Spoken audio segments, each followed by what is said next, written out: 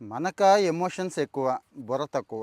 దీంతో చాలా ఇబ్బందులు పడుతూ ఉంటాం. అవతల వాడు మనల్ని వాడేస్తూ ఉంటాడండి. రీసెంట్‌గా వాట్సాప్ యూనివర్సిటీ బాగా ఒక విషయాన్ని ప్రచారం చేస్తోంది. Currency note. కొత్త 500 నోట్. అక్కడ అయోధ్య గుడితో పాటు రాముడి విగ్రహాన్ని పెట్టి, ఇదిగో కొత్త కరెన్సీ నోటు వచ్చేస్తోంది, త్వరలో వచ్చేస్తుందంటే నిజమే కావచ్చు. అబ్బా! రాముడు భలే ఉన్నాడు, గుడి భలే ఉంది అనుకుంటున్నాం కదా! ఇది ఫేక్ అండి. అందరికీ తెలిసిందే. మీకు తెలుసు కానీ ఎంజాయ్ చేస్తూ ఉంటాం. యాక్చువల్‌గా అయితే 96లో అశోకుడి స్తూపం ఉండేదండి. ధర్మచక్రం ఉండేది కదా! అది ఉండేది. ఆ తర్వాత ఎర్రకోట సిరీస్ స్టార్ట్ అయిందన్నట్టు. ఇప్పుడైతే గాంధీ గారు అలాగే స్వచ్ఛ భారత్ లోగోతో ఉన్న నోట్ వస్తోంది. దీని ప్లేస్‌లో కొత్త నోట్ వచ్చేస్తుందో అని చెప్పి పొలోమని వాళ్ళు ప్రచారం చేయడం. మనమేమో దాన్ని చూడడం. సరే, అసలు విషయం ఏంటంటే ఇదే అయోధ్య గుడిని కూడా మన వాళ్ళు డబ్బు సంపాదించడానికి అంటే అక్రమ మార్గాల్లో మన జేబులోంచి డబ్బు కొట్టేయడానికి ఒక మంచి ఛానల్‌గా సెలెక్ట్ చేసుకున్నారు. ఎందుకంటే మరి మనకి ఎమోషన్స్ ఎక్కువ కదా! సో ఆ ఎమోషన్స్ని అవతల వాడు క్యాష్ చేసుకుంటాడు అన్నట్టు.